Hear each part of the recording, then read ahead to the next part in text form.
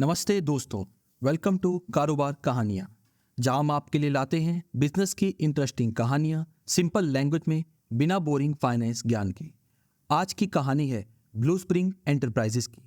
क्वेस्कॉर्प से डिमर्ज होकर आज ब्लू स्प्रिंग एक independent fully integrated infrastructure service provider है, जो अपने 88,000 एम्प्लॉयज़ के साथ टारगेट कर रहा है जीडीपी से 3 गुना तेजी से आगे बढ़ना। हम ब्लू स्प्रिंग का कारोबार समझेंगे और आप हमें कमेंट करके एंड में बताइएगा क्या ब्लू स्प्रिंग ये एग्रेसिव ग्रोथ अचीव कर पाएगी या नहीं। पर ध्यान दीजिए, ये वीडियो सिर्फ एजुकेशनल पर्पस के लिए है, कोई बाय या सेल रिकमेंडेशन नहीं है। ना हम सेबी रजिस्टर्ड फाइनेंशियल एडवाइजर हैं। हमारा पर्पस है आपको कारोबार समझाना और आप अपना फैसला खुद लें। अब हम कहानी के रोड मैप पे नज़र डालते हैं। पहले हम समझेंगे ब्लू स्प्रिंग का जन्म कैसे हुआ। दूसरा, फिर हम देखेंगे इनके 5 वर्टिकल्स और स्ट्रेटेजिक इन्वेस्टमेंट फाउंडेड में। फिर हम कंपनी का स्वॉट एनालिसिस समझेंगे और फिर देखेंगे फाइनेंशियल्स। एंड में हम आएंगे कैसे इन्वेस्टर के लिए ब्लू स्प्रिंग एक सूटेबल कंपनी है और हमारा कंक्लूजन। चलिए शुरू करते हैं। ब्लू स्प्रिंग का सफ़र शुरू हुआ 2007 से 2013 में क्वेस्कॉर्प के अंदर एक इंटीग्रेटेड फैसिलिटी मैनेजमेंट वर्टिकल के रूप में। 2014 से 2018 में क्वेस्कॉर्प ने एंटर किया फूड, सिक्योरिटी, इंडस्ट्रियल मेंटेनेंस और टेलीकॉम सपोर्ट जैसी सर्विस में। 2018 से 2014 के बीच कंपनी ने इन सब बिजनेसेस को एक ऑपरेटिंग एसेट मैनेजमेंट प्लेटफॉर्म के अंदर इंटीग्रेट किया और फाउंडेड जैसे डिजिटल प्लेटफॉर्म में भी इन्वेस्ट किया। और अब 2025 में ये ऑपरेटिंग एसेट मैनेजमेंट प्लेटफॉर्म बन गया है ब्लू स्प्रिंग, एक independent fully integrated infrastructure support provider.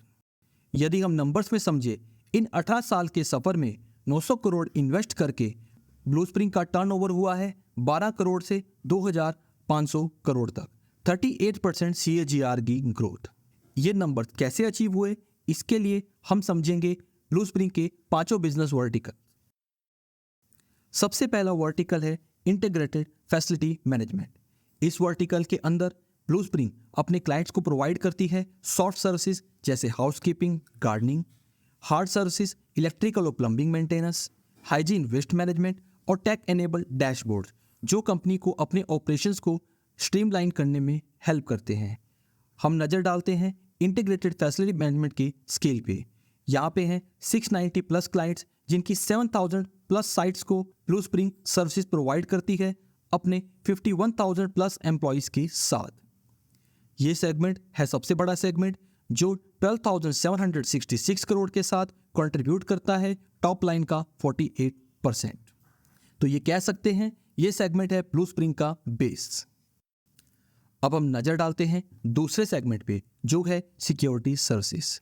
यहाँ पे ब्लू स्प्रिंग प्रोवाइड करती है सिक्योरिटी गार्ड्स, साथ के साथ CCTV, access control, 24/7 command and monitoring centres. और यहाँ पे है ब्लू स्प्रिंग के पास अलग अलग ISO सर्टिफिकेट जो इंश्योर करते हैं quality, security, environment, health and safety को।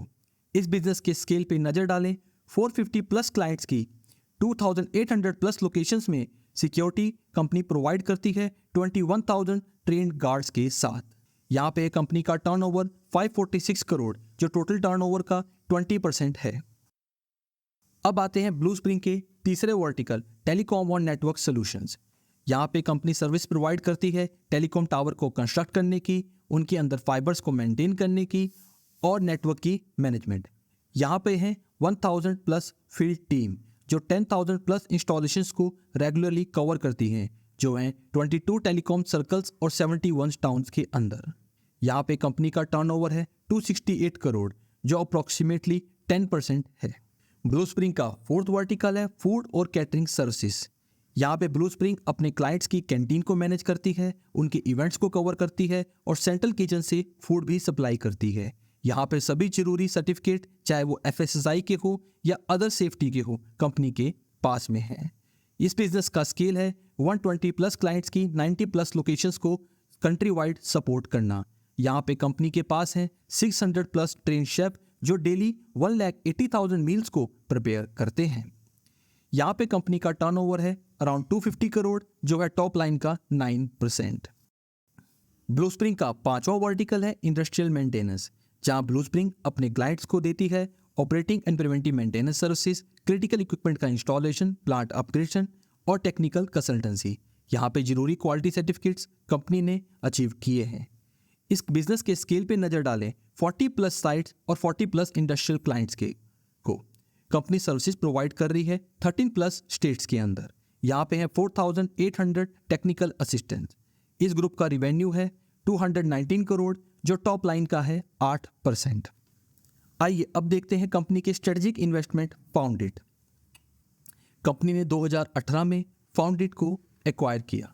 2022 में फ्रेश कैपिटल इसमें इन्वेस्ट की गई और आउटसाइड इन्वेस्टर भी लाए गए।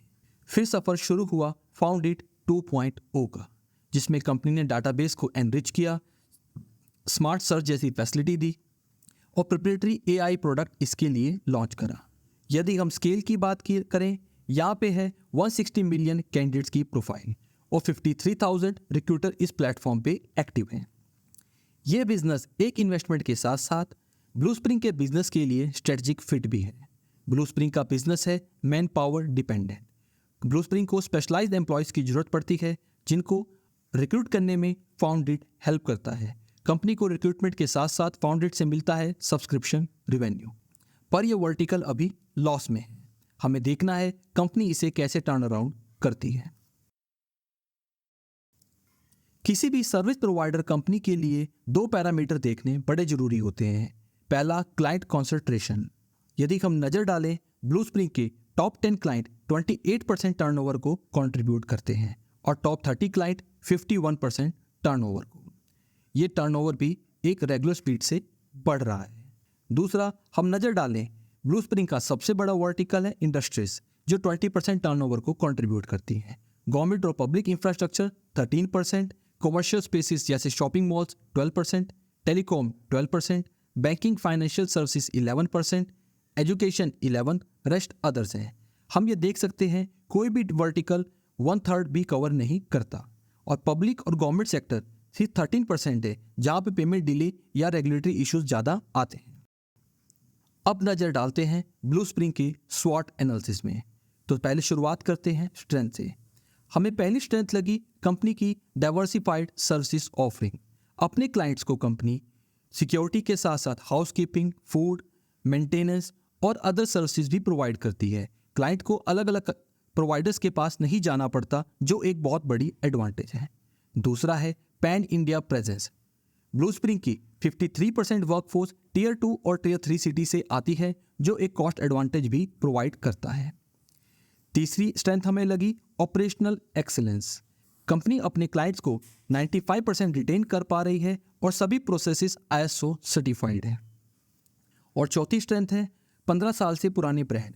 कंपनी ने अपने हर बिजनेस को एक अलग ब्रांड का नाम दिया है और सब बिजनेसेस में एक्सपीरियंस 15 साल से ज़्यादा का है। ये 4 पिलर हैं ब्लू स्प्रिंग के कॉम्पिटिटिव एडवांटेज के। अब नज़र डालते हैं वीकनेस पे। सबसे पहली वीकनेस लगी लो एबिटा मार्जिन। कंपनी की एबिटा मार्जिन है सिर्फ 4% की। दूसरी वीकनेस है high employee cost. Company 88,000 employees को मैनेज करती है और जिनकी कंपनी पेमेंट वीकली करती है। क्लाइंट से पेमेंट 45 से 60 दिन के अंदर आती है, जो एक वर्किंग कैपिटल पे स्ट्रेस पैदा करता है। तीसरी वीकनेस है फाउंडेड की इन्वेस्टमेंट जो लॉस मेकिंग है। यहाँ पे अभी 150 करोड़ का गुडविल इम्पेयरमेंट हुआ है, जिसे हम आगे समझेंगे। और चौथी वीकनेस है पोस्ट इमर्जन इंटीग्रेशन। कंपनी के सभी कॉन्ट्रैक्ट लीगल बाइंडिंग होते हैं और ये सब अभी तक क्वेस्ट कॉर्प के नाम पे थे, जिन सबको कंपनी ने अपने नाम पे शिफ्ट करना है। इसमें डिले होना पेमेंट को डिले कर सकता है और बिजनेस को डीरेल भी कर सकता है। यदि हम समझे शॉर्ट टर्म में कंपनी की प्रायोरिटी क्लियर है, मार्जिन्स को इंप्रूव करना, कैश साइकिल को टाइट करना, फाउंडेड को ब्रेक इवन करना और अपने इंटीग्रेशन को कंप्लीट करना। तो चलिए अब नजर डालते हैं एक बहुत ही इंपॉर्टेंट स्लाइड अपॉर्चुनिटीज के पास। क्या है ब्लू स्प्रिंग के पास अपॉर्चुनिटीज? तो KPMG की रिपोर्ट के अनुसार टोटल एड्रेसेबल मार्केट है 1.7 लाख करोड़ का, जो 2028 तक 13% CAGR से बढ़ के हो जाएगा 2.45 लाख करोड़ का। कंपनी के सभी वर्टिकल्स का मार्केट साइज बड़ा है और ये हाई स्पीड से ग्रो कर रहे हैं। कंपनी का IFM का वर्टिकल, जहाँ पे ब्लू स्प्रिंग का है 5% मार्केट शेयर, वो सबसे तेजी से 17% से ग्रो कर रहा है। और क्या फैक्टर हैं जो इस ग्रोथ को एनेबल करते हैं? पहला फैक्टर है बढ़ता हुआ अर्बनाइजेशन। 2030 तक 40% इंडिया की पॉपुलेशन शहरों में रहने वाली है, जिससे आईएफएम की डिमांड बढ़ेगी। भारत सरकार 136 लाख करोड़ इन्वेस्ट करेगी 2030 तक इंफ्रास्ट्रक्चर डेवलपमेंट में, जिससे आउटसोर्सिंग की डिमांड बढ़ने वाली है। और ये भी एस्टीमेट है आउटसोर्सिंग 50% से बढ़ के 54% होने वाली है आईएफएम सेगमेंट के अंदर। बढ़ते हुए नए हॉस्पिटल, प्राइवेट हॉस्पिटल अगले सालों में 30,000 बेड्स को ऐड करेंगे, जिससे भी फूड हाइजीन की सर्विसेज बढ़ सकती हैं।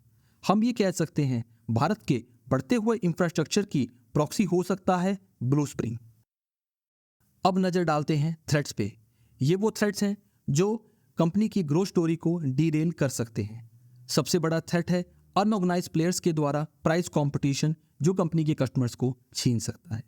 दूसरा थ्रेट है रेगुलेटरी इश्यूज। 88,000 एम्प्लॉयज को मैनेज करना, वो भी लो वेज एरियाज के अंदर। लेबर कोड्स और आते हुए नए स्टैंडर्ड्स कंपनी को परेशान कर सकते हैं। इकोनॉमिक वोलेटिलिटी, जियोपॉलिटिकल रिस्क भी बिजनेस को इम्पैक्ट डालते हैं। बढ़ता हुआ रोबोटिक्स, स्मार्ट टेक्नोलॉजीज कंपनी की man power based services offering को इम्पैक्ट कर सकते हैं, जिससे आगे रेवेन्यू ग्रोथ पे असर आ सकता है। अब नजर डालते हैं फाइनेंशियल परफॉर्मेंस से। FY22 से FY24 तक कंपनी का रेवेन्यू 2000 करोड़ से बढ़ के हुआ 2700 करोड़, 14% CAGR के साथ। लास्ट 11 मंथ में भी कंपनी का टर्नओवर है 2558 करोड़। पर यहाँ पे रिस्क है, कंपनी के एबिटा मार्जिन 4% से ऊपर नहीं गए हैं और मैनेजमेंट की गाइडेंस भी है इसे आगे 27 तक इंप्रूव करने की। कंपनी के हेड काउंट बढ़ के हो गए हैं 88,000। यदि हम समरी में देखें, कंपनी का लास्ट ईयर का अर्निंग पर शेयर है 3.6, नेट कैश है 5 करोड़ का और कंपनी का नेट वर्थ है 753 करोड़।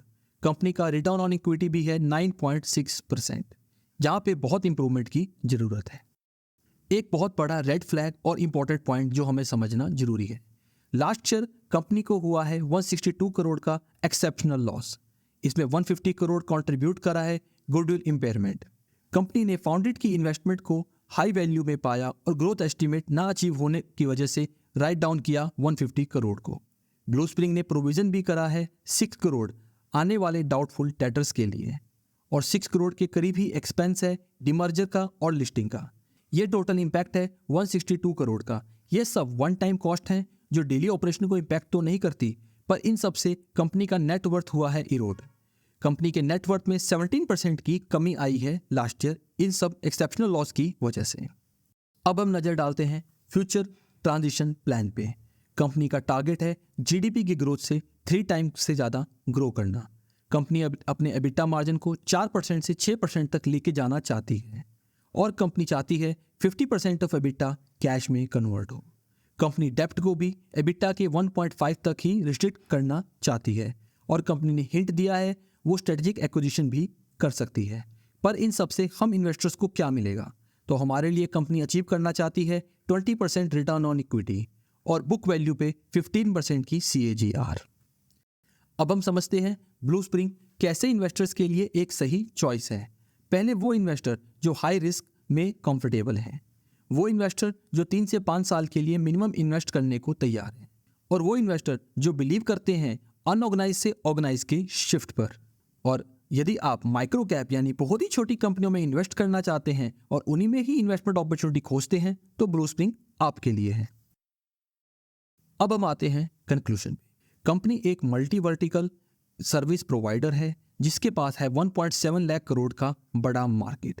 ये एक बड़ी ह्यूज अपॉर्चुनिटी है जिसमें कंपनी एक स्ट्रॉन्ग फुटिंग रखती है, पर कंपनी के मार्जिन है 4% के। कोई भी आने वाला बिजनेस का रिस्क कंपनी को डीरेल कर सकता है। कंपनी की बैलेंस शीट भी ना बहुत अच्छी है ना बहुत खराब। तो अभी आपने बिजनेस समझ लिया है और अब आपको फैसला लेना है। आप हमें कमेंट करके बताइए क्या ब्लू स्प्रिंग एग्रेसिव ग्रोथ को अचीव कर सकती है या आपको ये एक इन्वेस्टमेंट वर्थी कंपनी लगी। आप हमें कमेंट करके भी बताइए आप और कौन कौन से नए बिजनेसेस की कहानी सुनना चाहते हैं या आप हमें कौन कौन से एक्सपेक्ट बिजनेस के चाहते हैं कवर करें। यदि वीडियो आपको अच्छी लगी हो इसे प्लीज़ लाइक, शेयर और कमेंट जरूर कीजिए। अब मिलते हैं अगली कहानी में। जय हिंद।